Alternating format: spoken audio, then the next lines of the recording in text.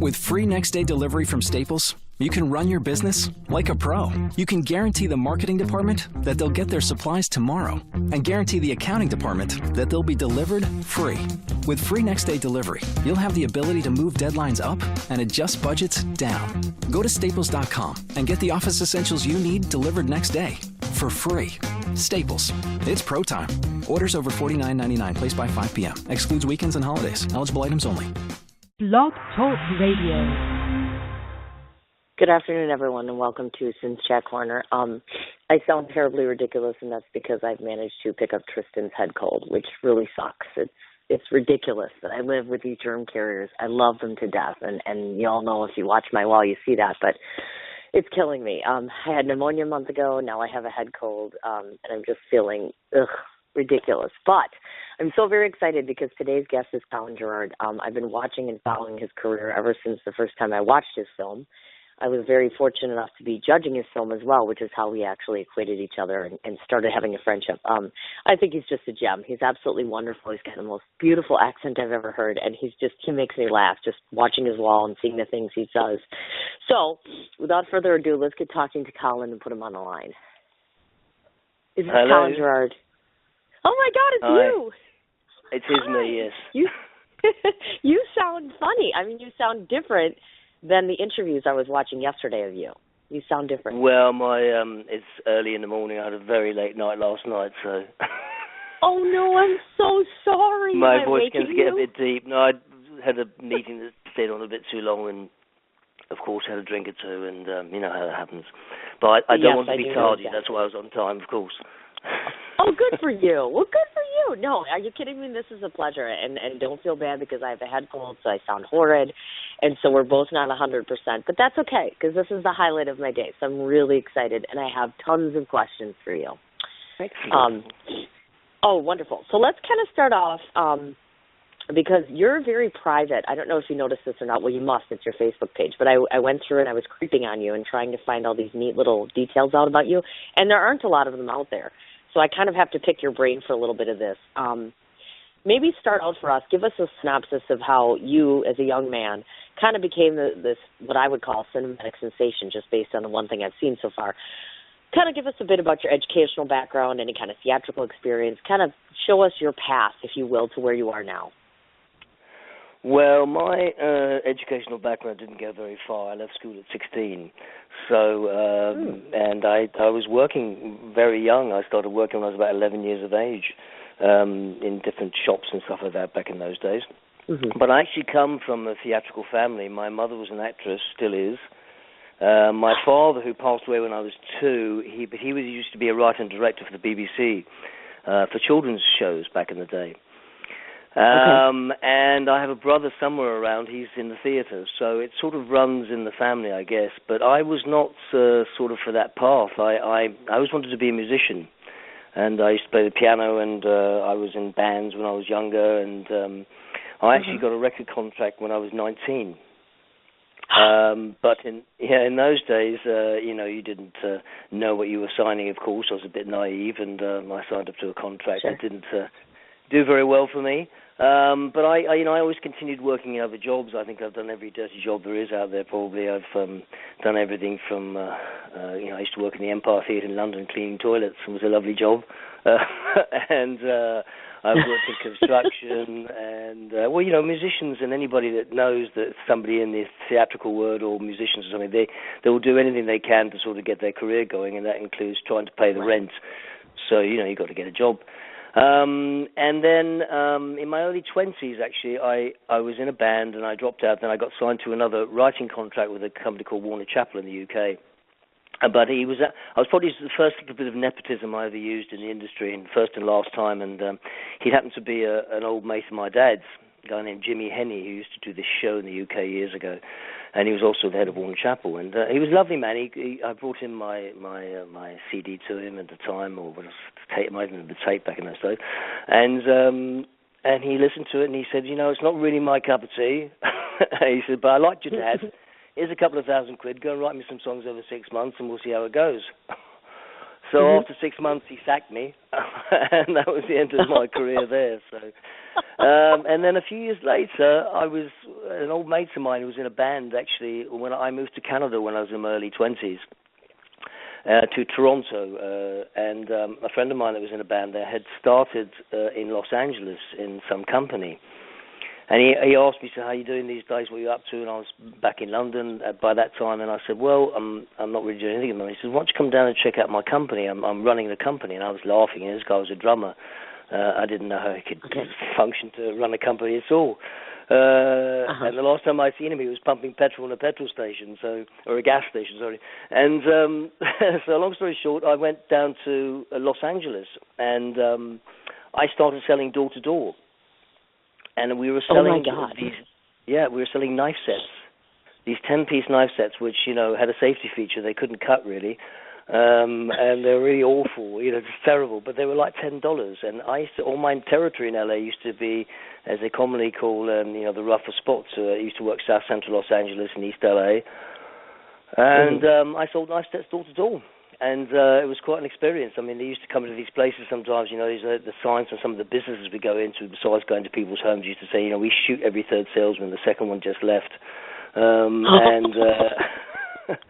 And we had to go into doors that they didn't really want you coming into. But, they're not the best knife sets, but they were $10. And this went on for quite a while. But I sort of didn't see a future in that area, and I decided to go back to London, and I kind of expanded on it, and I started working with other companies, and I actually started a company, because by that point I was in my early 20s. I sort of wanted to, as I say, make a bit of money, because I didn't have anything at all. And so I started a company, and it kind of did okay, and I ended up opening up offices, but I was developing it in a different way. I was still doing things business to business and door to door, but I was working with companies like American Express. And I mean, here's this little guy. I left school at 16. I used to go and talk to these CEOs. I mean, I guess I had a little bit of what they call courage, and I guess I just didn't have a problem going into anybody's office, and I just developed it, and I started doing door-to-door. I ended up opening it up in 14 countries. I went to Africa, and I was in Africa for 3.5 years, opened up throughout Africa and also back in the States, and then I went back to Europe. And I stayed away from London at the time. I actually went to Holland and the Scandinavian countries. And then last but not least, about 2007, I was hitting my late 30s there, and I said, I'm going to do something. And so I decided, I woke up one morning, and I thought I'd done okay with my career, and I just said, I'm going to do something else. So I jumped on my motorcycle and sold my business and went to Italy and went to film school. And that's how it kind of started. And I guess it was sort of, those sorts of things are in your system. You can't really get rid of them sometimes. And I used to say that ambition is a curse, It really is. For a lot of people that are very ambitious in this world, it really can be a curse sometimes, because you constantly want to do something that, you probably know or may not give you the sort of maybe financial satisfaction you're after, but it's that creative bug. And so I started in Italy, and we ended up doing, the first show we did was actually ended up being for Italian television about America, and we traveled throughout the whole of America, me and the cameraman, a guy named Simone Gallerini. And we had an absolute blast in America, which it reinvigorated my love for the country, because, a lot of people were really slagging off America at the time. This was 2009, and they were saying it's an awful country. And so we just wanted to ask one question about Americans. It was, how do you feel about your country? And I have to tell you, it was the most amazing experience. We booked all these motels and hotels along the way, and we did 39 states, 20,000 kilometers or whatever through the states, in this little old Mazda. And people were amazing. Half the time, Cindy, we went to, and they said, what are you doing staying in a hotel? Come stay with us. And this amazing people. Yeah, it's Salt Lake City, this woman, she took us into her house. She did all our laundry for us, bless her. and sent us away with a lot of energy bars. So it was brilliant. So it was an amazing experience. That ended up doing okay. We had a deal actually with the BBC, but that was my first sort of foray into the industry, to find out that the BBC wanted to do 5 more shows with me, but they wanted me to finance it all. So we ended up selling to Italian television, and then we ended up doing this little piece in Sundance. They'd asked us to do a little piece at Sundance Film Festival interviewing people. And we came across interviewing an actor named James Cromwell, who's been in, LA Confidential. 24. Yep. Yeah, lovely guy, lovely chap, and he was really, because of my mum, I'd met a lot of actors over the years and quite famous people, and I always found they were quite, insecure. and more interested in what their career was. But he was an extremely nice man. And after the interview, I just said, mate, what would be the best way to get something going? And he said, just think up some sort of idea that can be, maybe it's been done before, but try to find another, sort of angle on it and make a short film and throw it into festivals and see how it goes. And so that's what we did. And the idea sort of germinated from the fact that I'd actually read an article in the Daily Mail about children, and they'd been interviewing children from, I think it was 14 to 17, and they'd asked them, what do you want to be when you grow up? And so they compared it to 25 or 30 years ago, and most children 30 years ago had said, I want to be, a doctor, a lawyer, a policeman, fireman, whatever, these. Sure. And they found that 48% of children now, in 2011, I think it was, 2010, they said that they want to be famous. And so then they asked them, what do you want to be famous at? And they said, I don't care, I just want to be famous. Right. And so it started from that, and then we got this idea to just say, and a lot of people sort of miss it at the festival. Some people have looked at the film and thought it was a documentary, but it's not. It's narrative fiction. Nothing was real. And right. But we did get away with murder with the film. It was amazing what we got up to. And it's amazing these days. You watch so much television, and that part of that also started. The idea was in my head from a girl that was at film school with us, and she'd done some reality television programs, and she was telling us, my God, she goes, they're probably more scripted than scripted television. They're constantly off camera telling them what they should do, or that girl doesn't like you, and you should go and tell her off now and then turn the cameras on. And actually about 3-4 months ago, Cindy, they were on British television, they were doing Big Brother Celebrity, or whatever, Celebrity Big Brother, and they caught them just off camera holding up cue cards. Obviously, celebrities can't think for themselves either, so they held up cue cards off camera, which is great. Oh my God! Look at that. Yeah. Oh my gosh! Well, look at that. That's a history. Yeah. Go ahead, dear. That's my story in a nutshell. In a nutshell. And listen, as he lists off like 57 things, because anybody who's listening to this interview, I'm like, oh my God, look at all the stuff that you've done. It's amazing, and not only that, you've journeyed to so many places that people just dream about going to. And we're going to get into that later on in the interview, in fact, but it's amazing to me. I want to tell people that you have I call it a collage of craft. You carry a pen, produce a cap, and of course, point your actors in proper directions, because obviously you're the director of this as well. So I wanted to ask you this question. So if tomorrow presented itself and you were just given this choice and you had to choose only one out of these 3 careers that you presently perform, which one would you pick and why? Because I'm banking that it's going to be the office side of things, but I could be wrong. Well, that's a hard question, and a good question. Yep. It's one of those things in life these days, that the grass always seems greener on the other side, and, the old expression, it's just as hard to mow. But I've always liked to be, I've never been a big fan of being in front of the camera so much. I don't like looking at myself. I mean, a lot of people will say that, but they actually secretly do love looking at themselves. But but actually I'll tell you a funny story when sort of to go back about, I think probably to answer your question would probably be in the directing side, because I just like looking at an idea and developing that idea and making it, you've got these things that roll around your head sometimes, and for me sometimes I've got a few issues sometimes of getting the things that are in my head out onto a piece of paper, because I have an awful attention span. It's the worst. And but I think that for me will probably be the ultimate, to be able to get that idea, put it on the screen, and have it, come out the way you wanted to, which is really probably every director's dream, I think, because at the end of every movie that you make, you're always saying, I could have done this better, could have done that better, but... so that will probably be, I mean, I mean, a lot of people have asked me to do some other things in acting, but I've been very sort of wary of it, because I don't know whether that's really my forte. It was more my mother's forte. She was an actress, but, I like the not to be necessarily in control, but I like to watch something grow and develop itself, and I think that a lot of people that want to get involved in the industry, the only thing I can tell you is that the one thing you can't have is to never be afraid of the things you are afraid of, just to attack those things. And if you mess up and you screw up, that's okay. It doesn't matter. It's better that you do. I think somebody said, it was the old expression that, the people that are most successful in this world are the people that fail the most. Oh, I would have to agree with that. And that's funny. It's an interesting dichotomy that you were just saying that to me, because I was going to ask you. You're talking about this theory of how some people, or most people, of course, even though they don't want to be in front of the camera, still enjoy that. So obviously anybody who's ever watched your short film, I know you're obviously the main character. So you're there all the time.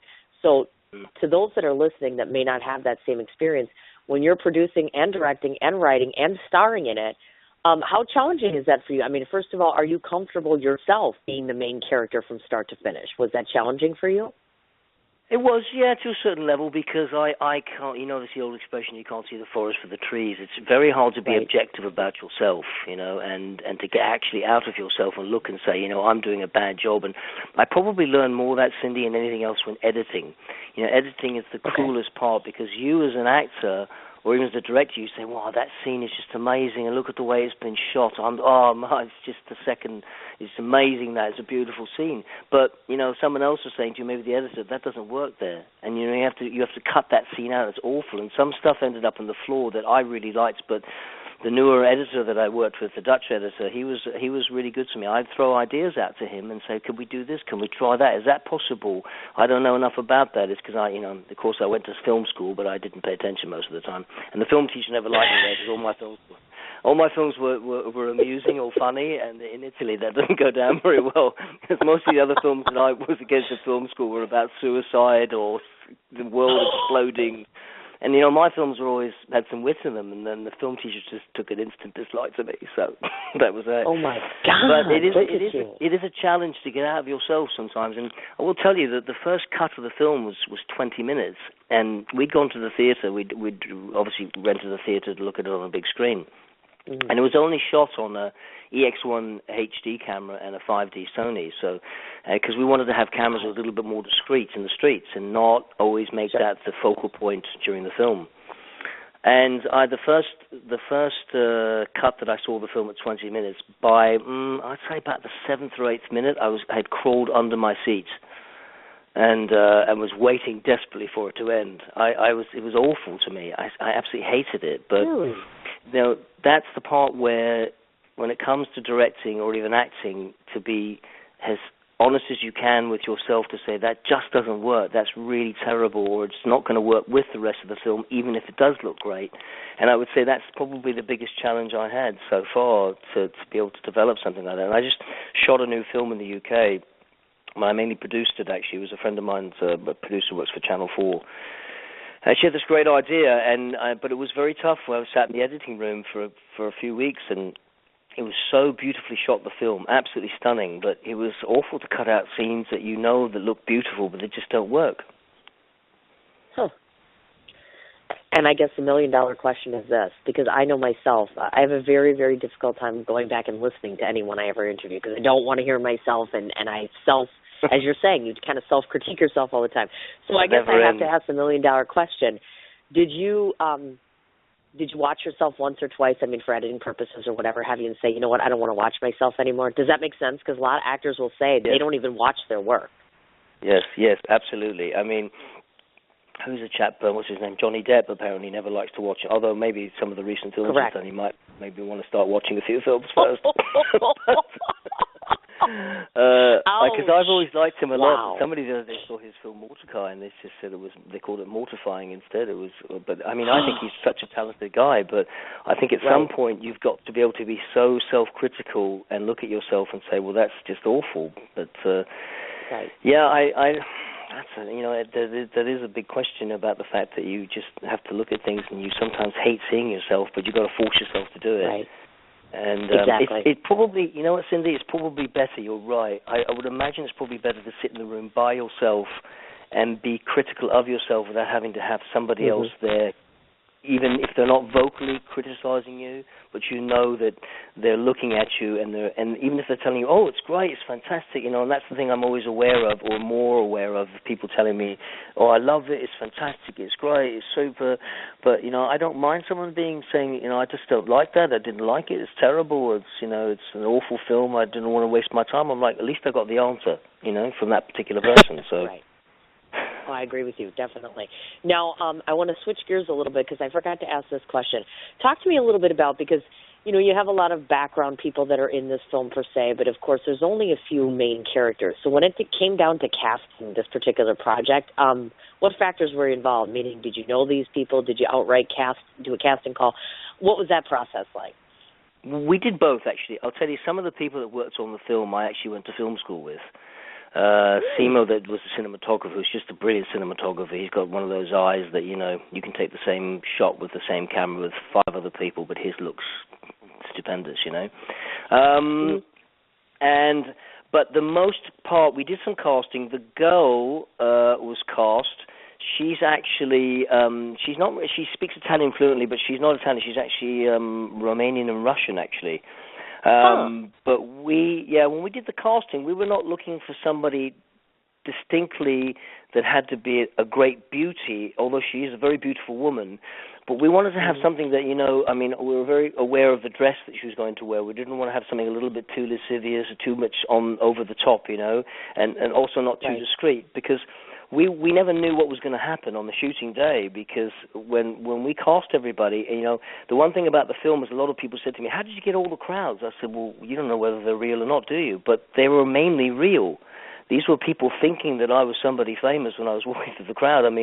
There's a woman in the film that starts screaming, and somebody said to me, how did you find her? How did you cast her? I said, we didn't cast her. She just kept following us. And, the one rule that we had for the whole thing, Cindy, is we were not allowed to lie. We always said to ourselves, listen, even though this is going to be a fiction, we can't lie. Right. And so when I went to the hotel, I checked in with my own name. We'd booked a room under my name, and because they saw cameras and stuff, people have this absolute assumption that somebody is somebody, or they think they're somebody. Yeah. And this guy was saying to me in the hotel, Mr. Gerrard, we're so happy to have you here. This is the Boscolo, Brad Pitt, George Clooney, they all stay here. You know them. I go, yeah, I know of them, yeah, of course. And he was offering me, quite honestly, spa days, escorts. And the most awful thing is they upgraded the room, but it kind of screwed up our shooting because the guy said, no, we're going to give you a suite. And the original room cost about €340. He gave us a €2,000 a night suite for the same price. Wow. But it screwed up our shooting, but allowed us to have some overhead shots because it had 2 floors. So that was great. Oh, right. Hey, it works. You have to incorporate that. Yeah, but a lot of the people, there was a woman chasing us through the streets, and somebody said, oh man, she's so well cast, and near the end of one of the shots, she's doing a classic Italian things with her hand. What she was doing, though, is she kept bothering the cameraman, who is this guy, So finding the cameraman to sort of, because there's a lot of people that you can't see in some of the shots. There was literally a whole entourage of people at one point. By an hour into the shoot, there was an entourage of people chasing us down the street. Behind us, it was so many people, it got really crazy, and at one point, the shooting the day before, when we did the daytime shoot, before we went to nighttime shoot, there had been a big strike in Italy the day before, as usual. And so then the following day, they had a big protest, of course, after the strike. And we were trying to get away from the Colosseum, and it was all blocked up. So Simo, one of the cameramen, went up to a police officer saying, listen, there's somebody in that van that's quite important. He never said famous, and just quite important. We stuck to the thing. Police officer stopped 3 lanes of traffic so we could get through. And we were trying to film at the same time, but we couldn't. He was saying, I don't want any cameras or anything like that. So we had to be a little bit careful sometimes, But there's one particular woman that was chasing us through the streets, and finally Simo turned and he said, well, I'm not sure, but it's possible he might be the new James Bond. So she started screaming, and in Italian, of course, but she started screaming, I knew it. So we were absolutely flabbergasted by the end of the first day of shooting that we actually looked at each other, everybody on the cast, and said, I can't believe what we just got away with. That people actually think some guy named Colin Gerrard, who's a nobody, if you actually Google Colin Gerrard, most times you get a gambling player in North London named Colin Gerrard who gambles in Hendon, I did. I Googled, yes. The ironic thing is, though, Cindy, is that, you know what? Even checking into the hotel, checking out, staying the night, doing all the filming, with all the technology that's available today, nobody even once tried to Google me and find out whether that guy was famous or not. And they were assuming the fact that the one chap in the hotel, the manager, said, you know, and this is the part that really I was almost freaked out about. I've seen a lot of your movies, Mr. Gerrard. I'm so proud to have you here. Oh my God. That's scary, isn't it? That's crazy. You can BS as much as you like, but at the same time, he seemed to be quite genuine. But that's why he started asking me about George Clooney, and they'd done a film in Rome and stayed at the Boscolo there. I think one of the Oceans films or something they did there. Yes. So I think that the cast that we got, some of them were just cast because I knew them at film school and I knew they were right for it. But other people, you know, especially the girl, when she came in, she just seemed to be right. And she photographed really beautifully. I mean, she's one of those people that the camera just adores, you know. Of course, I understand. So I have to ask you the logical question, which is, so why didn't you cast Allie? Because that was my question. When I saw her, I'm like, it seemed logical to me that she'd be the lead. Is that ignorant for thinking that? No, not at all, but I didn't know her then. Oh, no! I'm sorry, I didn't realize that. So you're newly married then, because I'm like, why isn't she in this? Together just 2.5 years, and I actually filmed this 2012. You know, that was the thing, and the thing got really delayed because that you know, with the first cut I hated, and I just, you know, I was ready to, you know, take all the film, stick it in a can, and blow it up in the middle of the street. But, you know, I have to actually thank her more than anybody, because once the film was finally done and it was been pared down to what it is now, the short, she said, you know, I said, this thing's a load of... And I'm usually not lacking any confidence. I mean, I've always been a bit confident as a person, or just not really necessarily confident, but the fact that I'm not afraid to try something and mess up and make a fool of myself. She just said, why don't you just give it a go and just give it a shot and see if somebody likes it. And I remember the very first film festival that accepted it. I think it was one in Florida. And I actually emailed the guy back and I said, are you sure you haven't made a mistake? Oh, my God, really? He sent back an email to me. He goes, what? He actually put, what? Pardon? And I said, no. Are you sure that you've chosen my film? He says, yeah. I'm like, wow. I remember I put down the phone. I was jumping all over the place. I was like, oh, somebody likes it.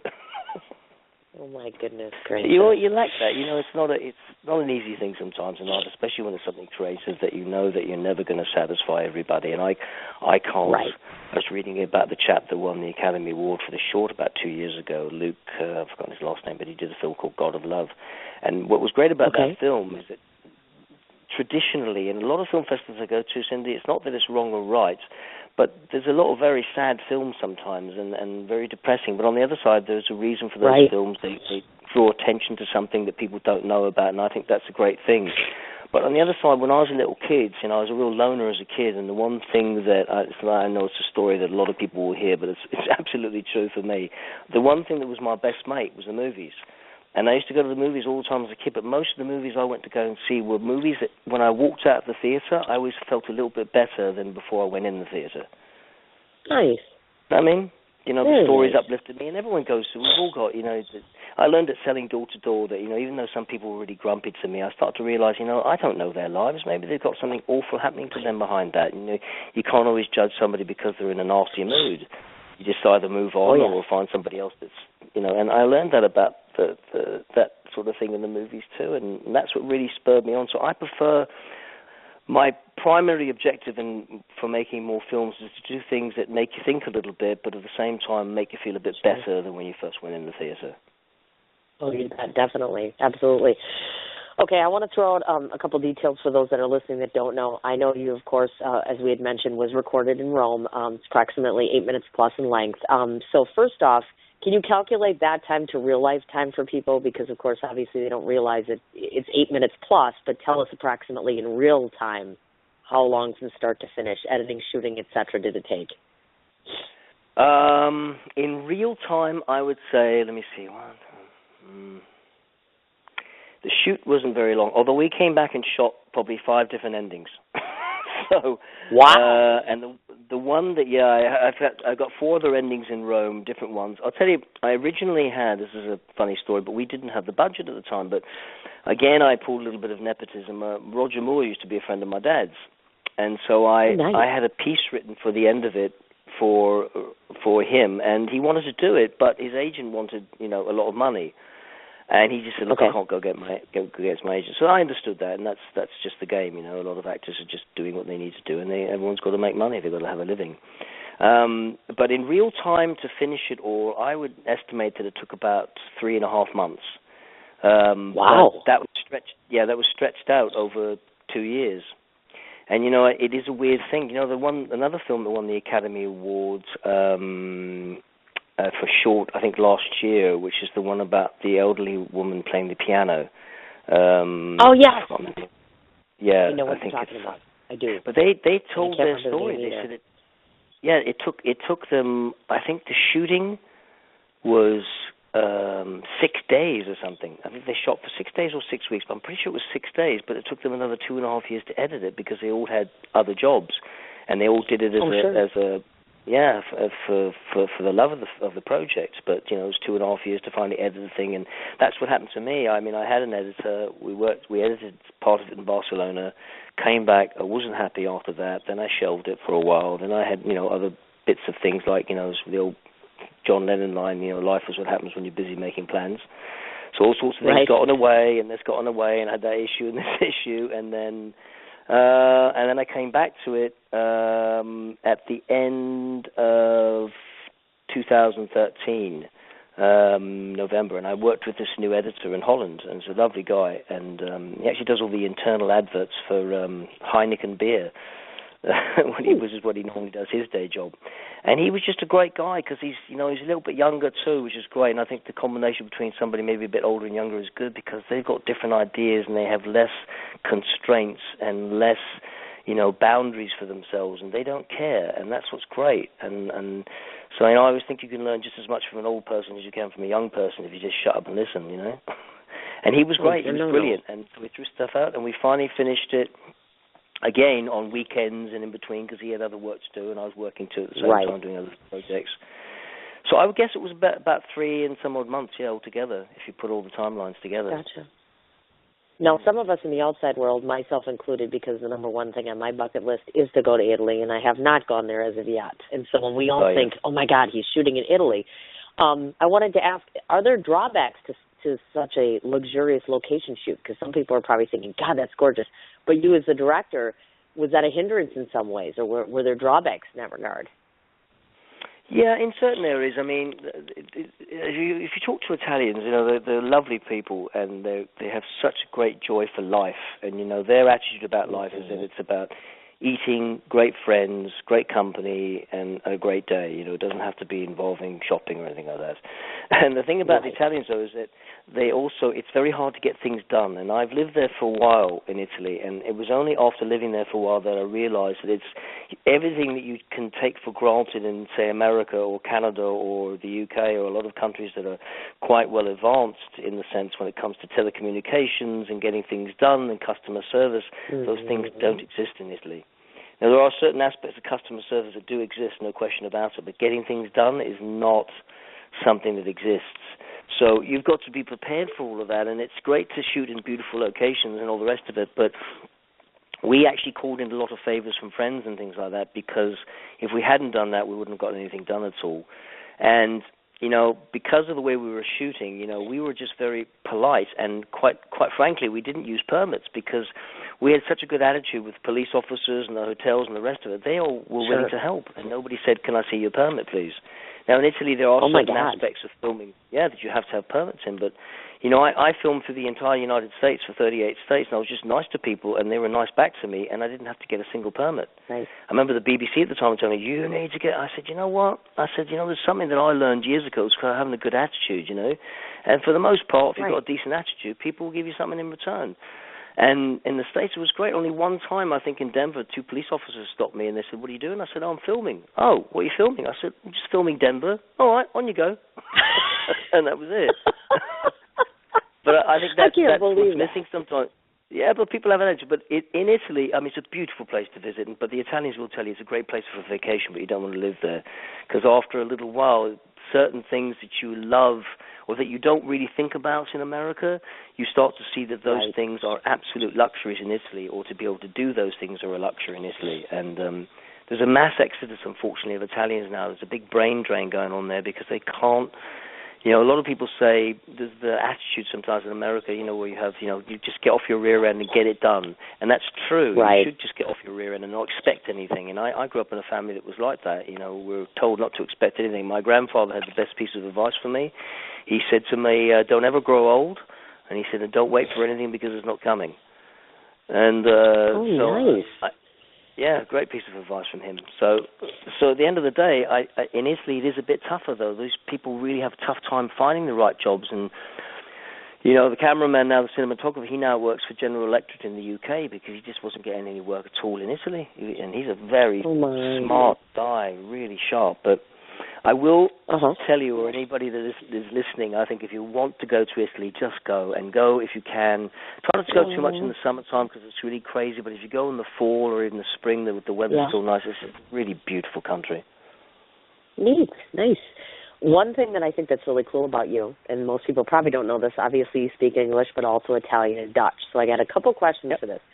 I have someone who's close to me that he's Italian, and he wants to learn Italian, and I've been bugging him. I bought him this Italian dictionary, which he doesn't use. And so I've been dying to ask somebody this, because it's really, to me, it's the language of love, and I think it's beautiful. So is there what we would call a cheater method for learning how to speak fluently, if that makes sense, like Italian for dummies, if you will? Well, I'm a massive dummy, so that's why those books were invented for people like me. Because I can barely, you know, they always say that he's not the sharpest knife in the drawer. Well, that's me.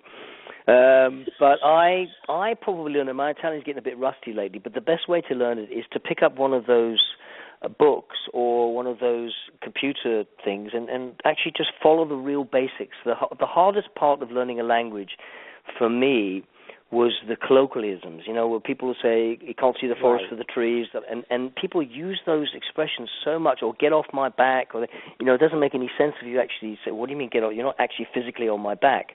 But someone in English will understand what you're saying. If you say the same expression in Italian, they're going to say, well, I'm not on your back, so what are you talking about? I don't understand. So the colloquialisms are the hardest part of learning a language for me. But if you just learn the little basics, just the I am, I did, I saw, I went, that sort of stuff. But I have to say the Italians, and not to slag off the Dutch here, but the Italians are the best at allowing you to make a mess of the language. They're so patient. And the other part of it is if you can afford to, or you've got the time to, or you've got the dream of doing it, go to Italy for 6 months and don't try to speak English. Just suffer and go through it, and you'll learn it really quickly, because you'll learn it because you have to, not because you want to. You've got to. If you want to get some bread that day, you want to get a coffee, well, you're going to have to learn how to say it. And the other part is that everything that you learn ends up being short-formed anyways. I mean, I remember first going in, when I first bit of Italian, I was being all proud of myself, and I, you know, basically took out my phrase book and I said it exactly, and the guy behind the coffee bar looked at me like I was from some strange planet. The guy next to me came in and he ordered a cappuccino just by going, "Gabut." I go, "What was that?" Well, "Gabut." And that's a cappuccino. So, but you just throw yourself into the deep end. And my hardest problem was my embarrassment factor, you know, and I think men probably have that worse than women. Well, it's the old expression about, you know, we've heard this a lot of time in movies these days, is finally somebody opened up and realized why GPSs were invented. They're invented for men because men don't look embarrassed by asking for directions. They're too weak. Right. Women don't mind at all. Women are great. They'll go and they say, listen, just tell me where that is and tell me where this is. Women are the best at that. But men, we act like we're the toughest guys on the earth, but we're the biggest cowards. And thank you. So at the end of the day, it's just throw yourself out there, make a mistake, it's okay. And the Italians are great; they just gently correct you. Oh, you mean you're trying to say this? And but the Dutch are a bit different. They're a bit nasty about it. They're very protective of their language, even though they know it's kind of, you know, there's not that many people in the world that speak Dutch, and but they're very protective of their language, so they want you to learn it properly, you know. So. Of course, that makes perfect sense. You know, and I was sitting here looking at this fact, and I thought to myself, first thing that clicked into my head, and it probably may or may not have gone into yours, is could we anticipate maybe you doing or actually directing a foreign film? Because you could probably pull that off, or no? I wouldn't have a problem with that. I'd love to. I mean, right now I'm doing, because of the film, I guess it's gotten me a little bit. I was just in Los Angeles a couple of days ago and talking to a bunch of other different people, and they want to do some project and all the rest of it. And I actually met an American guy who speaks Italian fluently. He wanted to do something in Italy also. But I just want to make, I've still got that dream. I really have a massive dream of making that one great film that, that site is called Rotten Tomatoes or Rotten Tomatoes. And when you get, it's a great critic site because it's a combination of actual critics and normal people that go to films, and they create a film score. And I've always looked at that as a really good film score. And my goal is always to get something that, films like The Godfather, and they have a 100% score. It's very rare. Sure. But, I think every filmmaker dreams of making that one film. Just has to be one single film that you can actually sit back and go, and say to yourself, that's a great film, and I'm really proud of that. And that's probably my biggest dream, Cindy. I want to make something. I've got massive amounts of ideas, and you come across everyone else that has their ideas, and they want to get their projects done too, and you kind of help them sometimes, or they help you, or you work with that project. But at the end of the day, it's not necessarily what you call a self-centered business, but, at the end of the day, everybody in the business wants to get their project done and wants to be successful at what they're doing. So that's probably my biggest dream. Yeah, still making a great film. Well, here's a hint. My mother's best. Sorry, love. Sorry. No, go ahead. I was just saying my mother's best. My mother's best friend was an actor named John Marley, and he was the guy. He's passed away in 84, 85. He died. But he was the guy that had the horse's head in his bed in The Godfather. The one that screams when the horse's head. He finds the horse's head in his bed in The Godfather. Oh yeah, And he was the guy that said to me years ago, he said, just try to do one thing well. He goes, and don't worry about the rest of it. Really? And that's always my dream. It's still my dream, I think, with every filmmaker, to make something really what a lot of people, more than other people, will say, I think that's great. It's fantastic. I find it amazing that you did this production that took you 3-some months, and you transformed this into 8 minutes, and you have done something great. I mean, it's very ironic because the woman that you're talking to hosts this show. Of course, some of my dearest friends are reality TV people, so it's kind of ironic that I'm talking to you, and these are my real-life people, because you go to see them and all this jazz, and you're 100% right, and they're the first ones to tell you that things are so scripted and this and that and the other thing, and it's amazing to me that you got your point across in such a small amount of time. Now, I'm not going to lie, to those that are listening, I was recruited to become a judge for the Studio City Film Festival, which is how I actually originally found out about Colin, because I'm one of the people that actually judged his film, and I watched it more than one time. First of all, I liked it. I just liked it in general. Second of all, I wanted to make sure I got the point, so I watched it again and again because I'm like, I thought I got the premise of it, and then I had my 2 boys watch it with me. I said, boys, watch this film and tell me what you think of this. And then I asked them to tell me why they liked it, because I think it's important. What's not only nice about your film isn't just the point and the purpose of it, which I eventually did get because I'm not that dense after a while. And second of all, well, then you're definitely sharper than me. I'm still trying to figure it out.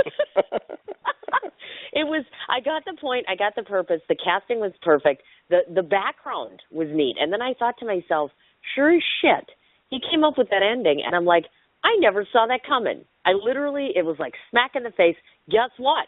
This is the whole point right here. This is what it all came down to at the end, and I thought, I would have never saw that coming. Keeping us in the dark and then kind of throwing it out at the last second like that, I thought it was brilliant. I'm like, that to me is a sign of an up-and-comer, if not already established filmmaker, because people want to be surprised. We see the same old all the time. So I was elated. Your film was one of 5 that I picked for all 5 stars and said, this guy's this and this and this and this. And I'm not going to lie, and you have to know this, and this is no disrespect to Allie in case you listen to this. You're a good-looking guy with an accent. So any guy that throws up on screen with a great film that looks good, you're going to have women all over the place. First of all, women will flock to those films just to look at you. Just throwing that out there. But it's true. Well, I think popularity can be gained that way. They're very nearsighted and farsighted, and I think if they just oh my God, Colin! Something, they would see the real me. That's ridiculous. And bless my wife, I think she's got rose-colored glasses on. She just ended up liking me. Oh my God, hush. She's almost called a mercy marriage, She is adorable. You should see. Folks, I'm telling you, if you go on his Facebook page, and I did have to scroll down a while to actually finally see. I mean, I see your wife in random things, but to see the two of you together, some of those photo shoots you did, oh my God, she's lovely. She's just adorable, and you compliment well. To be honest, I use my Facebook page mainly for a load of shameless self-promoting for the film, and I think some of it, it's funny. It started out having all these thumbs up, and now it's going down to 1 or 2 thumbs up now because people are sick of it. Oh, stop it! No, it's not. It isn't so much that. I want to tell people that actually, and this you should be very proud of. The film was selected for 40 film festivals, receiving 12 different trophies, of course. Now, just listen to this array. Oh, wow, excuse me. Somebody didn't update me on that. Let me just notate 47, you bragger. Okay, got that notated. Listen to some of these places so far. He's been California, New York, Georgia, Canada, Pennsylvania, Florida, New Jersey, India, Glasgow, the Bahamas, Indonesia, Monaco. I'm trying to think of the places I missed because I'm like, I tried to catch all of them off the website. Like, did I grab all this and this? So I have a couple questions about this. First of all, again, to the people who are not involved in the filmmaking process, talk to them a little bit about the selection process, meaning when a film festival you submit, is it that they come to you and say, hey, do you want to be part of this? Do you select them? Talk to people a little bit so they get an understanding of how that works. Well, there are a lot of there used to be one particular site to enter into film festivals. It was called Without a Box. And, right. But the only problem with Without a Box is that you've basically got to, for all the filmmakers, it does become quite pricey. They've got to, they should send it by FedEx. They should send it, or with one of those companies, So, you got the price of that. You should make a CD or a DVD that looks really good.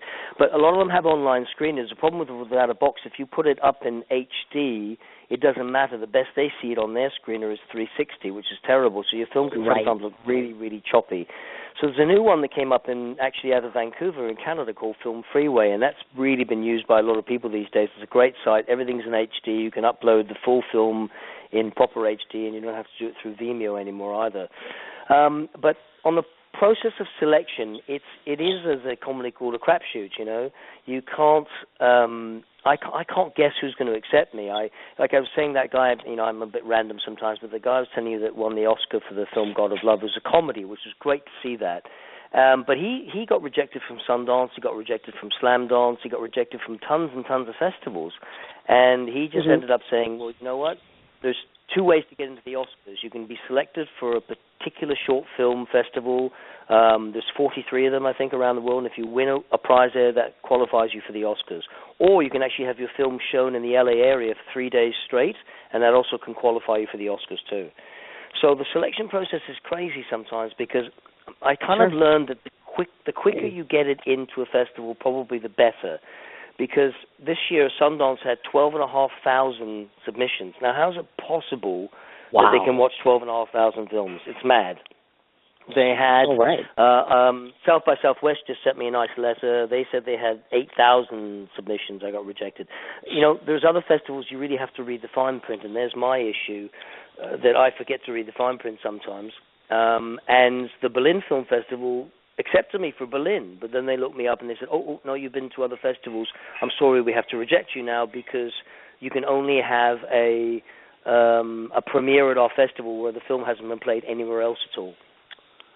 Oh, my God. That's ridiculous. Sorry. Yeah, it is ridiculous. That is ridiculous. But some of the other festivals, though, there are smaller festivals, and that's not a bad route to go because I think they really, really were like Sundance was 30 years ago. They're very enthusiastic about new films, and there's a lot of good networking going on, and at least you get a chance to actually have your film shown. And they'll get maybe 400 or 500 submissions, but it is still a crapshoot. So probably the best advice I can give to people that want to get into festivals is package your film well, as best as you can. Make sure it's labeled properly. Have a good label on your DVD or on your Blu-ray or something like that. Make sure your copies and your quality of your copies are very, very good. Watch them once or twice before you send them anyway, just to make sure the copy you're sending is good. And a lot of festivals read the fine print. If you do get accepted, some will want to have a DCP. That could cost a filmmaker a bit more money. You have to convert it into DCP, which is sort of the 35mm version of film these days digitally. And so that's the cost involved there also. But try to package it, make it a good website for yourself or as best you can. It doesn't have to cost a lot of money, but it is. I'm fascinated at some of the festivals that I get accepted to, and I threw a lot of them out there because I was sort of an opposite filmmaker. I did work for many years, make a bit of money, so I had something in the bank, so I didn't have to constantly be crawling into people's offices begging. And that's also maybe another thing. Don't give up your day job, as they say. Save your money, put it into something great. But that aside, I didn't get accepted to Sundance at all, Cindy, so boo-hoo for me. But I saw one of the films there this year that got accepted. It was made on an iPhone 5. Oh, my God, really? Yeah, made on an iPhone 5, and it's been given all sorts of kudos at the festival, and I don't know if it won a prize or not, I'm not quite sure, but it got a lot of press and all the rest of it. It was made on an iPhone 5, so it just goes to show you that it's good that you have a good quality camera, the best you can get. I think the person behind the camera is more important than what the camera is. But at the same time, though, if you've got a great story and you've got great people in your film, people are filming on iPhone 5s and winning awards too, so it's all possible. I agree. Exactly. Now, I want to ask you this, because I know you've been working the circuit and going round and round, because I see the pictures, of course, that you're here and here and here. Does that become taxing as far as both time and money-wise? Because, it looks very glamorous, of course, on the outside where you're seeing you jumping from place to place. But it has to be exhausting and frankly, somewhat expensive. I mean, do you know what I'm saying? It can be pricey. I mean, you want to... I've definitely not gone to all 47 festivals. I'm trying my best. There's actually one up your way, actually. Maybe you could go on my behalf, because I can't make it. I've got a family situation. Yes. It's in Beloit, in Wisconsin. Oh, my God, go? Yes. I would love to. Okay. It's Beloit in Wisconsin, and I think it's next week or something like that. So when we get off the call here, just send me a text. Yes. And I'll organize a film pass for you. You can go and represent the film for me. Oh, that would be absolutely awesome. Family issue, that would be wonderful. I wanted they've to been ask you great, about this actually. because... Really? I don't have any winter clothes anyway, so it's no good for me. So. Oh, my God, yeah. Because, look at Colin once. Dude's on the beach all the time. He's got no shoes on. He's, got his sunglasses on. He's, killing me all the time. I'm like, I hate you. It's not my fault. It's my wife's fault. She likes the sun. 20. Thanks. It's 20 here, and it's snowing. I got a head cold. Okay, buddy? Thanks a lot. Ouch. I wanted to tell people... I was supposed to meet Colin. Obviously, like I mentioned, I was the film festival judge. It was a terrific experience. I watched almost 100 films, which I don't know how I did that. It takes a lot of time and patience to do that, too, I might add. Yes. And I had never done it before. So this was a great experience. It taught me a bunch of different things. And I was supposed to go to Studio City in California. And, of course, to those that follow me already know that my son has had a tumultuous health issues these last 2 years. So every time I plan to go anywhere, something happens, and of course it did, and of course I couldn't attend the festival. So I was curious to ask you, how was Studio City Film Festival? I'm just curious, because I didn't get a chance to go, and I was really bummed, and I'm like, how did that turn out? I would tell you that it turned out okay. It was my first experience, actually, and I was really kind of, I thought, I'm not really into the habit of slagging anybody off, but I thought that a lot of the filmmakers that he had there never showed up to the film festival, although I met a really nice filmmaker there, which I've been in touch with since. But I'm very much, when you give out an award to somebody, it should really mean something, and I felt there wasn't a lot of meaning behind the awards that they gave out, and I think the guy that was the host, he sort of was getting annoyed during the thing that he was giving out awards to people and nobody was there at all. And I think that the more you take yourself seriously and what you're doing, the more other people will take you seriously also. But different festivals have been different. I've had different, Monaco was very glamorous, of course. But, I think one of the festivals that really sticks out in my mind was Catalina Island. I mean, they're such a well-run festival. They really looked after the filmmakers. The other people that were there, the actors, like we were in a room with William H. Macy and Andy Garcia Coppola, Roman Coppola, who's Francis Ford Coppola's son, who works with Wes Anderson all the time. And they were all accessible, really nice blokes and nice people, and we talked and chatted, and I talked to Roman Coppola for about an hour and a half, and we just about other stuff with his wife, and just really accessible, and didn't try to separate themselves and try to be somebody special or elitist, And that festival was just really well run, really beautifully done, and the people just looked after you. But all festivals are good. I think there's nothing, and I also think that the festivals have their own kind of style, and I like that. I just got accepted to one in I think it's Oklahoma, called the Bare Bones Festival. Was around for a long time, and they sound like fun. Right. Bring your guitar if you want, have some fun, and I think that's great. And I think that some of them, things like Berlin and Cannes have a little bit more of an air about them to a certain level, but I think most of these festivals were supposedly started originally for the independent filmmakers, and I think some of the festivals lose that here and there, and it should be about that. And a lot of festivals, quite honestly, Cindy, tend to be started by, I think, disgruntled filmmakers sometimes, who probably didn't get a fair shake. And there's a guy in Monrovia who started his film. He's the first to say, it's a great festival. It's called the Action on Film in Monrovia, California. And he said, no, I started it because, I felt the films weren't getting a fair shake at some of the festivals, and I wanted to have people have better access and a better chance to have their film shown to people, But, I agree. They're all different. To answer the question, they're all different. Everything's got a little bit of a different slant to it. But I think a lot of them these days are really doing their best to try to attract as many celebrities as possible by giving them awards, or lifetime awards too, because they really want to get that, because it brings it brings the people into the films and stuff, gives them a better chance. I agree. At Burbank Festival, some of them are funny, though. It was in DCP, which means it looks great on a big screen. It's fantastic. And they booked my film in the 9 o'clock Sunday morning foreign film slot. And we went to this beautiful theater in Burbank. It's 500 theater, gorgeous DCP, beautiful sound, 5.1, everything you could ever dream of. And my best mate is a lovely guy, bless him. He lives in the Bahamas. He flew all the way up just to see the film. And there was me, my missus, him, and one other person, and one other dude sitting in the back, and that was it, out of 500 seats. So it was like 5 of us. Oh, my God. But I have to say, the one other dude, he works as a teacher at UCLA, a film teacher.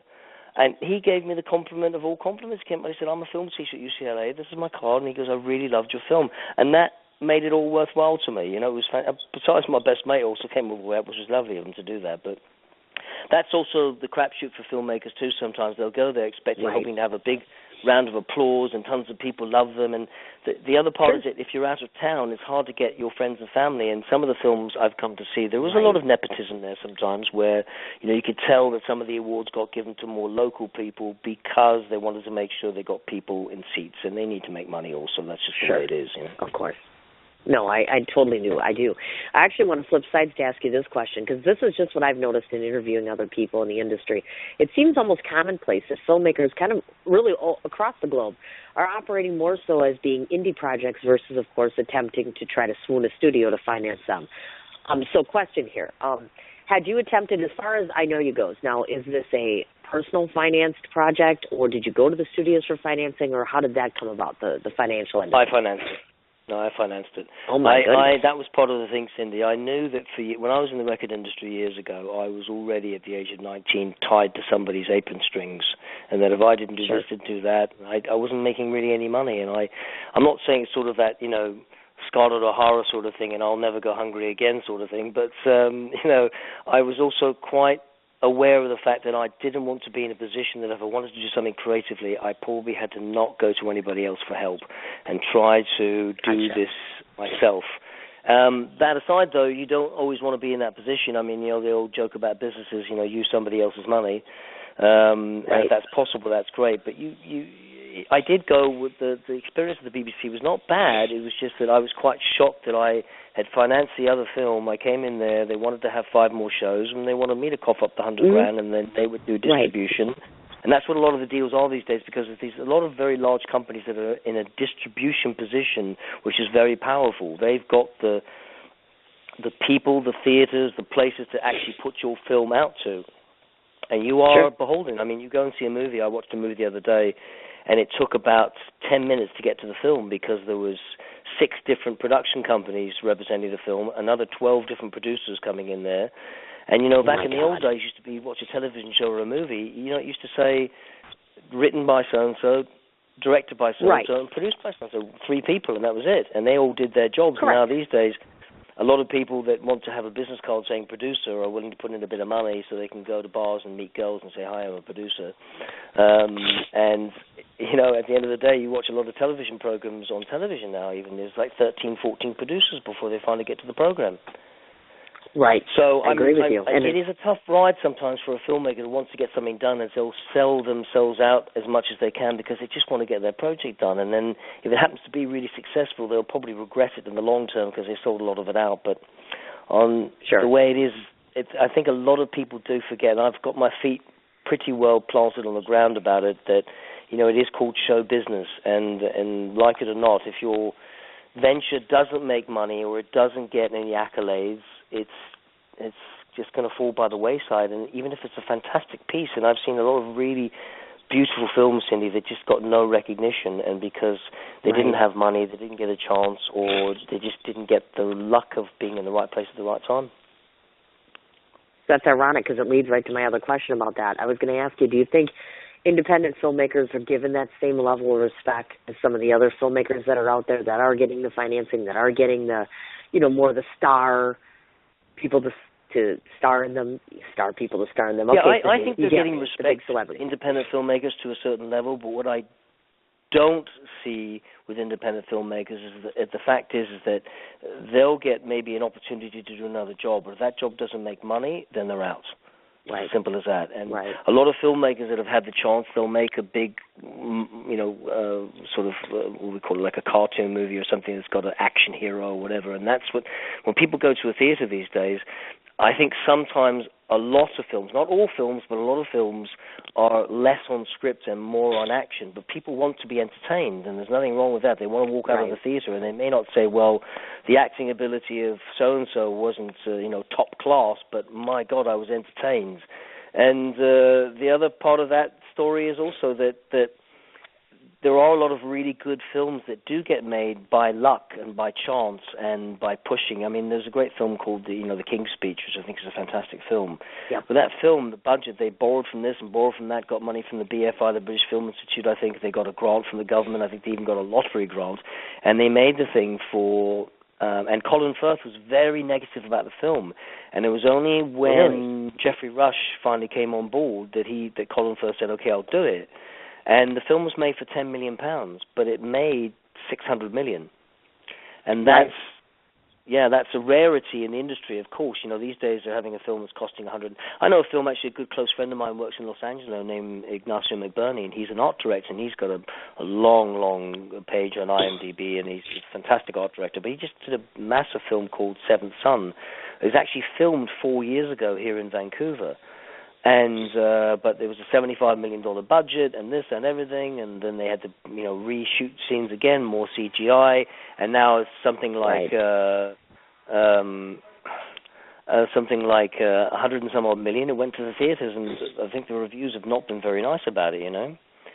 So I mean, even though you get that chance to put the film on, or get the film on the screen, at the end of the day, I hope the independent filmmakers get looked after, but they tend to have a lot more genuine ideas and interesting ideas, and hopefully those ideas can be shown that somebody says, wow, that's a great idea, let's get that guy as a director, and that's the sort of hope. It is, again, it's a crapshoot. If you're lucky enough to have somebody that's got some sort of power in Hollywood that looks at your film and says, wow, that's a great film, I'd like to work with you, then that's great. And you just got to keep plugging away. There's the guy that did the grading on my film, his name's Joost van der Hoven. He's worked with the director Steve McQueen a lot, the guy that did 12 Years a Slave, and and he said that, you know, Steve McQueen actually lives in Amsterdam. He's an English guy, but he said that, you know, he was a guy that really was in the trenches. He says he's a lovely, lovely guy.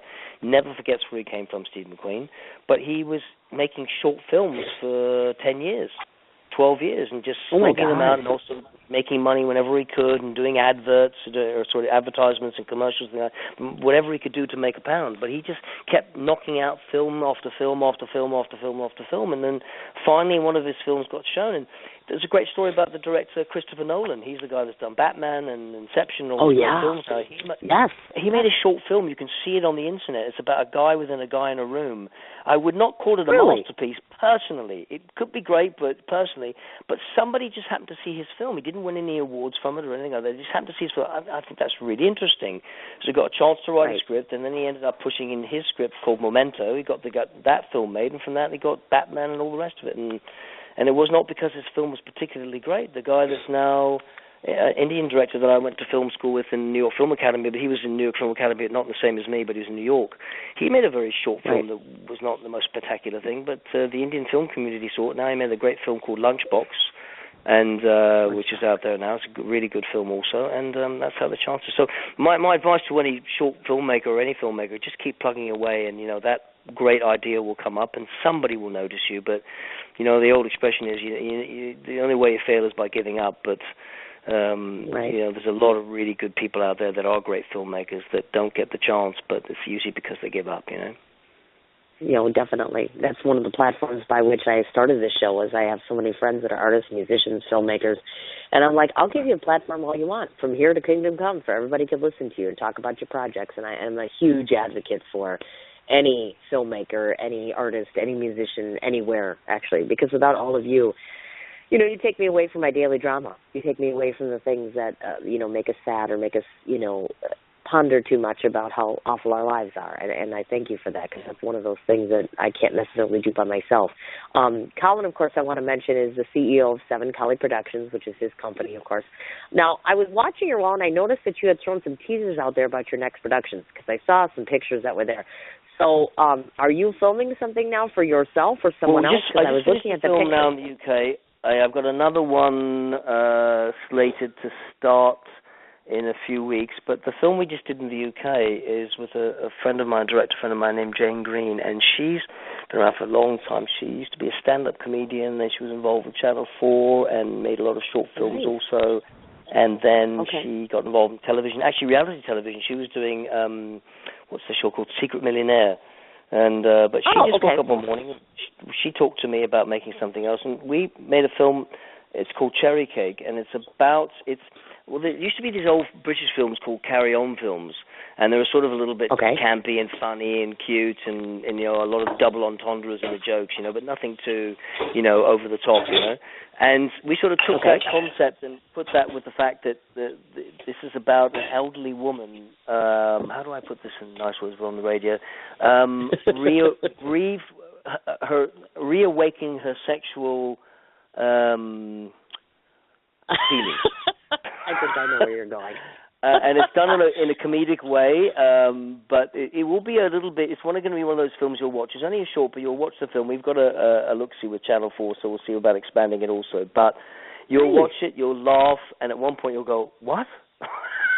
and really your palms might get a little bit sweaty, but by the end of it, you'll probably say that's not a bad film. And it's been beautifully, I have to say, it's been absolutely beautifully shot. I know I'm sort of tooting our own horn here, but it's just been beautifully shot. It looks really stunning. It was filmed in the south of England, and it's just a beautiful, beautiful film. Oh, my goodness. My goodness gracious. So that begs to ask the question, because I did see your little post up there, and it is Valentine's Day coming this weekend. So are you going to be one of the masses that rushes your wife to go see 50 Shades of Grey in the theater? Because that seems to be all the rage. Yes.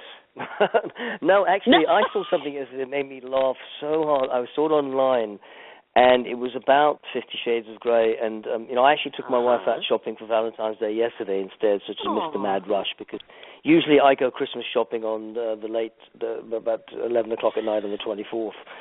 My God. But, they had something about, there's a DIY store, a do-it-yourself store, like, I think it's called like Home Depot in the States. In the UK, it's called B&Q. And ironically, actually, my wife used to work for B&Q 20-some-odd years ago, when she was a very young girl. Oh, my gosh. But they sent out a memo to their staff at the B&Q, which is like a Home Depot, and they said to their staff that be aware that there will be, we've restocked our shelves for cables and rope and duct tape. As soon as because of the release of the film 50 Shades of Grey. Oh, my God, that's wild. I haven't decided if I'm going to go see it. I mean, obviously, most women have the book, and, you know, it is pretty intense. I just find it so funny because I'm like, oh, my God, all these people are so excited about this movie and all this good stuff, and I'm like, you know, there's tons of people that have been doing this for years or engaging in this sort of thing, and then someone writes this movie, and it's out there and such, and I'm like, I didn't know about the rest of you people, but me personally, I mean, I'm a pretty open lady, but I'm like, I'd be embarrassed to sit through that. You know, I'm not quite sure I'd be comfortable. You know, I think some people don't like talking about it, but actually watching it. Yeah, but I'll be the guy in the back laughing. And it's not that I'm saying it's not a great film. I haven't seen it yet, and it's probably a brilliant film. But I tend to get I get very childish and giggly at those types of things, and I start giggling really loud. Yeah, I'm quite infantile in that way. I look at stuff like that and say, oh my God, that's really funny. And even if it's supposed to be a serious, I guess, in that particular film, sexual or whatever it is, or maybe it's a control thing, I'm not quite sure what's going on in the film because I haven't read the books at all. I know a little bit about the scenario, but I think also at the end of the day, I sometimes find those things funny, and you know, I do. Oh yeah, I was going to tell you another story, but I think I'll. You think you're going to leave that one? Okay, you sit and think on that one a little bit. Yeah, I was kind of bummed out because, you know, I have that other radio show for the bikers, and, of course, I do Sons of Anarchy guys. And, you know, everybody got all excited that Charlie Hunnam was going to get cast for that, and he didn't. So I'm curious to see if that different casting's going to make a difference. Well, I met Charlie Hunnam in Sundance a few years ago. He's a pretty nice bloke, actually. But we actually ended up talking about bikes, and I'm a big biker myself. I love bikes. Sure. And I just love bikes. So yeah, but you never told me you met Charlie. Yeah, I met him in Sundance. Yeah, I met him in Sundance, 2011, I guess. He was there signing. So you know, I have to ask you. I actually thought when I only noticed he was from the north of England. I went, "Where are you from, mate?" I thought really? You were American. He goes, yeah, I didn't know he was English. So, but he seemed a very nice chap. Really? He was very easygoing. I was going to say, I hear very good things, and he's pretty. I mean, I'm not going to lie. The man looks extremely attractive. I'm like, I found him very attractive. Where he does very well. If it wasn't for my impending wife coming along in my life, then good chance me and Charlie might have been jumping on. You'd be all over Charlie like white on rice. Yeah. There you go. Okay, I have a few more questions for you before I let you go. God, this time is going fast. Doesn't it go fast? It doesn't seem like it's been an hour, but it has. Well, that's a good thing. I noticed this, and I hate to bring this up, but one has to. I did, you know, in Googling you, because I did Google you quite a bit and research you, I did notice that there's maybe one or two critics out there that were just remotely uncomplimentary in their assessment of the film, which I found unusual because by and large when I read things, it's always very flattering to you. So I was kind of taken aback by some of those things. So I guess my question to you is, how does Colin react to unflattering or uncomplimentary criticism of his work? Because we all hate to criticize, I tend to print the reviews out. I frame them in a very beautiful frame and put them in a place of honor, my toilet. Yes, I put them in there. So they hang in the toilet. That's where the reviews hang, and I glance at them every once in a while, and I realize this is where they belong, in the toilet. No, the worst one I saw was actually from the Montreal Film Festival, and I was quite taken aback by and I was going to respond to it, but I didn't. But I sort of researched that guy that did the review, and he was working for a newspaper, I think, in Toronto, a newspaper or some sort of thing, and he wrote this thing about my film and kind of slagged it off a little bit, and felt it was some sort of piece for me. He mentioned it was a documentary. Why was it in a group of films under the title? I saw that. Which I agree. Yep. I mean, even the head of the festival, who's a really lovely girl named Sylvia Rovensall, she actually sent me a message after the festival. She said, honestly, had not seen my film. And then after the festival, she watched it, and she really loved it. But she also apologized. She said it should have never been put in that category of the love category. I was next to a film about two lesbians who were taking a chap into the woods to have a baby with him, and another. But one of the other films was this guy that wrote the review. It was his mate's film. His mate brought him to the festival. So he got my film all wrong. He thought it was a documentary, number one. Number two, he thought it was some sort of flattery piece for me, and didn't understand the story one iota. So that's from my perspective. From his perspective, that he has a right to be a critic. But, you know, I've always had that old expression they used to say, those that can do, those that can't teach. But I think it really should be those that can do and those that can't criticize. And I'm not saying that there's nothing wrong with a good criticism, but I would prefer a criticism from someone that has actually done something in the same field as you than someone that hasn't done anything. Right. And they just want to sit in that chair and criticize you. But does it really bother me? No. But but I've obviously, also spewed just enough about it that it must bother me some iota. But yes. That's why I was asking. I'm like, I'm wondering where he stands on the side of the fence, because not everybody can love you. I was reading about that particular review. I think I know the one you're talking about. I was like, why is he so negative? But then I read the review, and he doesn't know anything about the film at all. And then I saw a little bit deeper that his mate's film was in there too, which was not a film that I found very attractive. But there you go. Horses for courses. Everyone has a way of looking at things, right? Exactly. That's exactly right. So before we get to the personal side of Colin, because I saved that for last only because I know that a lot of times I've said on my show, and it's true, people that look at filmmakers or people that are in the industry, period, we have a hard time digesting the fact that you're human, meaning that you're not this larger-than-life guy. Well, you're not the guy in your film, basically, because everybody looks at you and it's like, okay, that's that guy in the film. No. Colin's a regular average guy on the other side of the fence, which we'll cover in a second. But I want to ask you this question because this comes up a lot. I'm a literary artist, as they would put it, and so you classify you're in the same area as I in terms of what you do. So here's the question. What I've been told by a fellow friend who's a musician, he said, I think that you pretty much have to have your own sense of chaos. You have to come from a somewhat tragic background to be very successful as an entertainer. Would you agree with that or no? Well, I guess, no. I know a lot of very tortured artists. Right. And they've created some amazing work out of that, that pain and that torture. And I would concur to a certain level, but at the same time, I don't think you need to throw yourself off a bridge or do harm to yourself to write a good script, or have a horrible thing happen in your life that is such a tragedy. Now, a lot of people, I think, it's cathartic for them. They'll actually write something from an awful thing that's happened because it's cathartic. It helps them heal, and that's a really good thing to do also. And so out of that comes something great because it's, I know back in the old days, sometimes if I had an issue or whatever, I'd go and write a song or something, and I'd sit there at the piano and go, oh, but it's not that always fixed the problem, Right. But I think that there's something to be said about that. But I'm one of those people. I've had all my sense. I guess I've had my share of tragedies in my life, and lots of bad things have happened to me. But on the other side, I'm one of those people that I've got an optimistic gene somewhere along the line. I don't know where it came from, but I've got this optimistic gene. And sometimes even when I'm sad, I'll sit there and go, "Come on, Colin, come on, be sad. You've got to be blue." And I have a hard time doing that.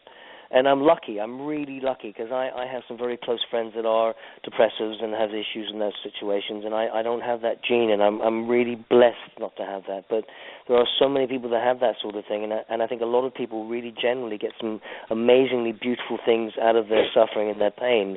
And but sure. I don't I would not endorse somebody to say go suffer through a lot of pain, then you can write something great. But I think that a lot of people do write great things or do great things because they've gone through such an awful situation that it is a way for them to heal, and it's very cathartic sometimes. It's very good, Definitely, I would agree with that. All right, let's talk about you, the guy, actually just Colin. And that's hard for me to do, too, because I have put you on quite the pillar ever since the first time I watched the movie. And then I started watching your progress and just seeing how things worked, and I'm like, he really is larger than life in some senses. You've kind of... you really have done very well for yourself. I am immensely impressed. That's how you got on my show, because only the important people come on this show. I'm kidding, of course. I know. Everybody's a celebrity on this show. Right. So, I love me today. Not really. I look like garbage, and I have this Willy Wonka new haircut that I got going on, and I can't breathe, and, oh, goodness. Okay, but that's okay with me. I like Willy Wonka. My favorite book of all time is Charlie and the Chocolate Factory, so that's all I know. Oh, my God, right down my path. Yeah. I want to open up a Willy Wonka. Like this is my best mate as a child. Thank you. Okay, so it's not just me. I've told people that, too. I'm opening up a damn chocolate factory one day. I know they think I'm crazy, but I'm not kidding. I'm going to open up like a life-size chocolate factory for adults. You know what I mean? So there's like all sorts of chocolate with booze. Well, front of the queue. I will pay extra to be at the front of the queue. Wouldn't that be really cool? It's like you have all that good stuff for kids on one side, and then it's like an adult playground where they have the booze combined with the chocolate, and then you could have film, and you could have poets, and you could have, see, I get a little crazy on my creativity, but that's in the works. One of these days when I do the 75 other things I say I'm going to do, which I'm still getting to. So let's talk about you as a person. We already know about Allie and that you're married, and I didn't realize you were married so shortly, so congratulations for this very short but very perfectly matched. And I say that. I haven't met the two of you, but I can just see in these pictures. There's a whole lot of love resonating in there, so kudos to you, because I'm single, and I'm going to die single at this rate, so I'm very happy that you found somebody, because it's a pain in the ass. I put you on Charlie Hunnam's speed dial, so. There you go. Did you forget Charlie's been with the same girl for like 7 years? So I'm like, in my head he's like my best friend. I'm feeling just in my head. There could be some sort of break in the clouds there, so he might be just looking at John there you go. The clouds come around to open. Wisconsin. Yeah. Oh, right. I'm sure that will happen, yes. I want to know, and I noticed a few things just based on looking at the Facebook page. So, of course, he is a typical person who's from London. So he likes people like the Beatles, Keith Richards, Johnny Cash, Butch Cassidy, and the Sundance Kid. I noticed you had that on your page. I love that's Johnny awesome. Cash. One He's of the my best hero. songs. I actually bought some Johnny Cash stamps in the States. I like him so much. Seriously? Oh, that's awesome. Yeah, I did it. So you're a huge Johnny Cash fan. That's awesome. Oh, massive, I like that. Massive I might have something for you. I wanted to say to you, because I did see you on the motorcycle, and of course, obviously, I'm always enthused about the motorcycle. So do you ride a Harley, or is it a non-Harley? No, that bike that I was on was actually a good friend of mine. That's an American Iron Horse. Beautiful bike. Okay. It's an American Iron Horse. But I have a Victory, which is kind of the old guys that have Harleys would tell me the Victory is the girly bike. But I have a Victory Corey Ness. I have a Ducati S4RS, and I have a Triumph Speed Triple. Nice, very nice. Do you ever get time to ride though? No, I don't. Oh no, it's really depressing. I'm sorry. I have not been on a bike now for almost a year, and I'm it's not itching? a nice thing for me. 'Cause itching. Oh goodness, I just love being on goodness. So will you get on the bike and will you come down to rallies and such, like Sturgis, Daytona? You've heard of all the big ones, right? Obviously. Yeah, well, actually, my mate in David and I were going to rallies? do Sturgis a few years ago. Yeah, he's the guy that has the Iron Horse, and we were really close to doing Sturgis, and it just fell through at the last minute. Again, life got in the way. No. You know? But he's done quite a few up and down California. He's done tons and tons of biking events. He loves to go to those. That's on my list also about going around to a few more things and getting to see more biking situations. I love bikes. Of course. I did notice two things that you had listed, and I just was wondering if because I always put on my page when I write something from my brain, I'll call it my cynism of the day. So I would call these Colinisms, if in fact you've written them, and two, which captured my attention. One of which is, wherever you go with all your heart, which I firmly believe in. And even if I know that tomorrow the world will go to pieces, I would still plant my apple tree. What the heck? What does that mean? You know who said that? That was said by Martin Luther King. I didn't know that. The other one, it comes from me, the first one, but the second one, that comes from Martin Luther King. And that was a story basically about no matter what happens and no matter what is terrible in life, you just get on with things, So the worst things that can happen to you and the most terrible things, you just get up, brush yourself off and continue, And I was like that. That's ironic you say that. That's very ironic, because I just brushed myself off today and did this interview, because every part of me wanted to say, I love this guy to pieces. The last thing I want to do is interview anybody. I don't want to talk to anybody. I don't want to see anybody. I'm in the worst time of my life right now, and here I am. I ponied up, and I did this interview. Look at me go. Yay. Well, it's good for you, Actually, Gil. I mean, I just had my wife just got some awful news this morning too. Her best friend is not well, and I said, would you like me to call? And she said, no, just get on with it. And she's one of those types of people. That's what makes her so great. She realizes there's a lot of things are going to throw at you and some horrible curveballs, which is a great expression I love from the States. You get a curveball, right. But you get these things, but you either let them eat you up and ruin you, or you just look at them and say, I'm going to make I don't always believe in that Nietzsche thing about what doesn't destroy you makes you stronger. I think that sometimes a lot of things are just, really rotten and nasty, and you just have to look at them and say, well, how can I make this a bit better for myself in life, Oh, my goodness gracious, I would have to agree with that, definitely. And by the way, you could have told me that, and I would have gladly rescheduled for you. I mean, I've only been waiting, 6 years for you to come on the show? I'm kidding. It does seem like it said 6 years. I'm like, Colin, you're going to come on the show?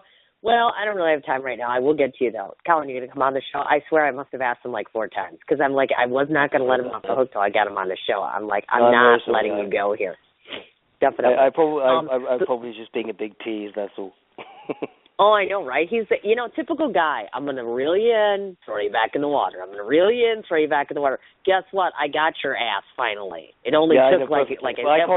I've learned that from my wife. She'll beat me up. She's Scottish. They don't take anything. If you say the wrong word, and I'm Scottish. I'm a Scot as well. Scott so good too. for There her. you go. They don't take any messing from anybody, and so you get all the best in the world from a Scottish woman. You get everything that's incredible from a Scottish woman, but the one thing you don't do is mess with them. And if you do, they're very. Well, I wouldn't use the term violent, but they're very aggressive. Oh, no, definitely. And we know how to handle our booze. At least I do. I don't know about your wife, but I'm here to tell you. Unfortunately for my wife, no. She's not that great at that. She's actually, she grew up in Scotland. Her background's very Irish. She's Riley, right? And they're a tough lot. Okay. And there used to be a lot of drinkers. My grandfather, actually, my side's Irish too, from the north of England, but he owned a pub, actually. He liked drinking so much, he just bought a pub and just he could drink as much as he likes. No, my wife's not that great with the booze, actually. She's an insult to the Irish race, unfortunately. She will have one or two, and then you see, and you look around and poor things just sitting in the chair looking asleep. Oh, no. Oh, my God. I would slap you if you were my husband right now. Like, really? You're on radio and telling people this? Really? No, I understand completely. So, hey, before I forget, I didn't ask you. So what's your drink of choice? So if I'm sitting down with Colin at a table and we're having some cocktails, I know I would be having Moscato or I would be drinking brandy. So do you have a drink of choice? Well, you're close to me. I like cognac. I like not the really super expensive. I like Courvoisier. That's my favorite drink of choice. Oh, nice. Yes, definitely. Got to put that on the thing here. Make sure of this. Okay, we have two business things to take care of. Oh, before I forget, because you started out saying at the very beginning of this interview that you were a musician. Would you ever entertain the idea of doing something musical? Yeah, well, I wrote the music for the film, and I did that for the last film I did also. I wrote the music for that too, in conjunction with a guy named Al Stone, he's a friend of mine from London. He's in the film that we did in Through America, he's a guy who's worked with Jamiroquai and won Grammys and stuff. So I was hooked up with a lot of really great musical people. But would I entertain that? Yes. I actually talked to a great producer friend of mine that lives between here and Los Angeles, actually, and the other day, and we talked about maybe doing something again, which I'd love to do. So. Neat. Very neat. Okay. Well, we have a couple business things to take care of, and then the last thing that we do on my show is I always get to tell everybody what I think of them. So the very, very last thing we're going to talk about is what I think of you. So the whole world's going to hear now what I think of Colin Gerrard. But before I forget, a couple quick things here. I'm going to tell everybody how to find Colin if they've never heard, because I see some of my friends actually tune in today, and they say Colin Gerrard is fabulous. They say he's fabulous, which I knew before I interviewed you, but they're liking you. So now you got new fans, too. This is awesome. Colin has a Facebook page that's a personal page, which is his name, of course. And, of course, there's a page for the film, which is I Know You. You can find him on YouTube. He has an IMDb profile. He has a Twitter, which is at Colin Gerrard. And, by the way, it's Gerrard is his last name. And then the website, of course, www.sevencolleeproductions.com. Are you anywhere else on social media? I want to make sure I don't forget anything. No, I don't think so. Okay, so I covered everything. Let it go, yeah. How'd that work out for you? Of course, it's like I can't think of anything. Yes. So that takes care of that part so people can find you. Second of all, I wanted to ask you this because we talked about this off air. To anybody who's not watched the entire film, will there be an option or a way for them to be able to do so? Because I know you mentioned something about not posting or not being able to post. Do you know what I'm saying? Yeah, the festivals, there's some festivals, and a lot of festivals that will actually negate you from being I made that mistake for Berlin, of course, but some festivals will actually reject you if the film is online. So I'm just holding off until and then eventually I'll stick it on iTunes or something like that, or even I'll just put it for free online so people can watch it. Yeah. Okay, got it. Because I have a copy of it and I didn't want to post it. Unfortunately, I just can't. Sometimes if somebody really asks me and they inbox me, I'll send them a link or something and they can watch it. It's just a password-protected link, that's all. But I have to be careful. I just can't put it online to get I have an issue there. And it's a good thing you told me that because I have my copy and I was going to post it up and say, hey, watch this, or whatever have you. So it's a good thing that you mentioned that because I still have mine from before or whatever have you. The second thing I wanted to mention to you, I'm just going to throw this out to you because you may or may not know this, but I just started casting and then I'm going to start filming. I'm doing a documentary on female bikers in 3 different parts of the world. Oh, wow. Cool I'm doing one for I think so. I have female bikers here in Wisconsin that I'm casting in New York City because I absolutely love New York, where I just was. Where the hell were you when I was in New York? You weren't there last week. Sorry about that. Ouch. You weren't. You're going to be employed in a week or two, so... Yeah, I know. And then I'm going to Vegas, and then I'm going to meet bikers there. So I'm doing 3 different areas, and I'm going to be filming. I've got the whole thing written out, and I've already casted some wonderful people. They're going to document my journey in a magazine, which I think is cool. So here's my question to Colin. I'm going to propose this to you because I like you. And if you'd even think about it, or if you even had the time, I was just wondering if you might consider maybe coming up with some music to contribute, if you think about it, for the film. I'm sure I could dig something up. Yeah. Let me see what I can do. I'll see what I can do. Definitely. So that's very complimentary. Thank you. Thing. Yeah, okay. So I thought to myself, you know what, he's got some experience in that, so let's throw that out there. So the last thing I want to do is talk about you, my impressions of you, of course, and then we'll talk offline as far as the film festival thing you're talking about, because I would be honored. That would be absolutely amazing. These are my impressions of Colin Gerrard. If you didn't have your current K job, and this is ironic because you talked about it before, I could easily find him as being an actor. His attire is fun and fashionable all the time. He flips from having no facial hair to having a mustache. He's got these goofy expressions. He changes his hair. He changes his look all the time. He's almost like a chameleon that transforms himself in and out of character in real life all the time.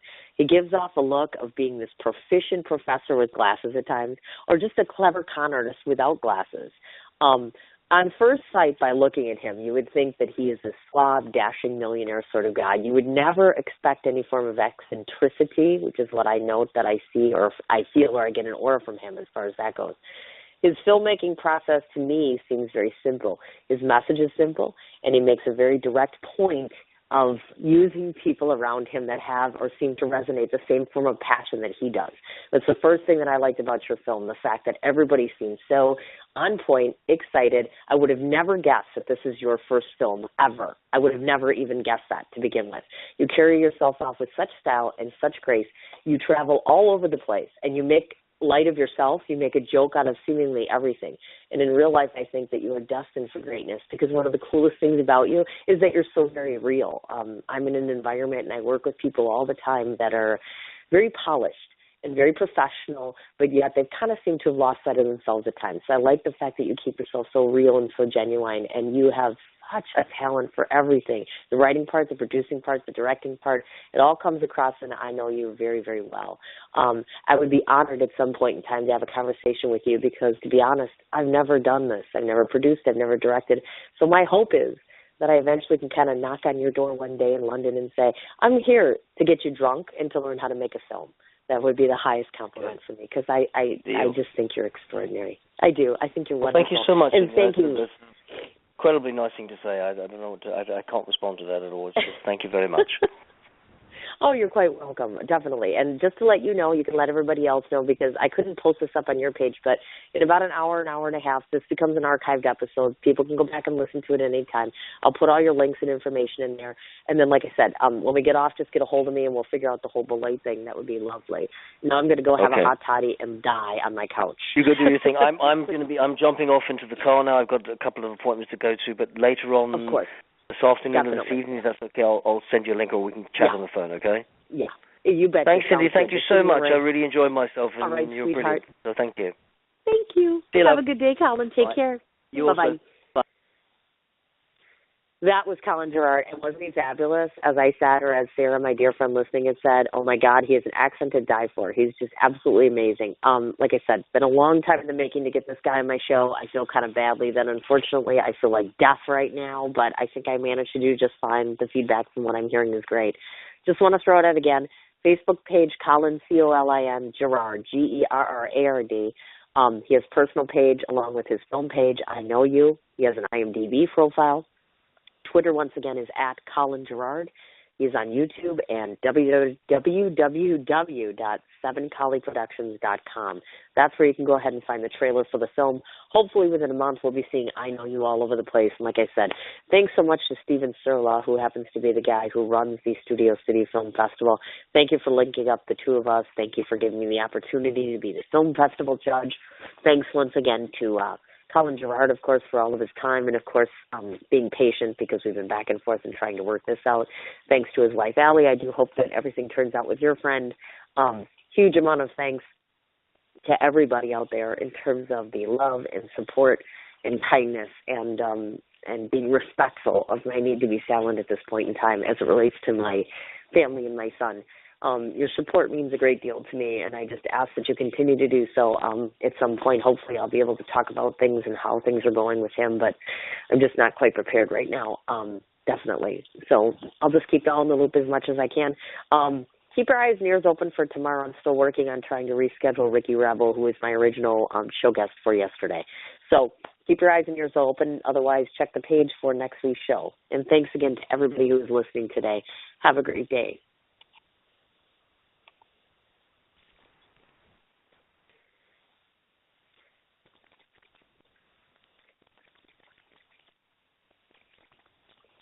What you doing? Ran out of space on my phone, so I'm deleting some stuff. Bye, singing dog. Bye, goal. I pronounce you. Bye, wedding ceremony. Stop! At Metro PCS, you get 2 free phones with twice as much memory. Really? Don't say bye to your memories. Switch to Metro PCS and get 2 free LG K20 Plus phones with 32 gigs when you switch 2 lines. Metro PCS. Wireless. Figured out. Coverage not available in some areas. Sales tax not included in phone price. Excludes numbers on the T-Mobile network. See store for details and terms and conditions.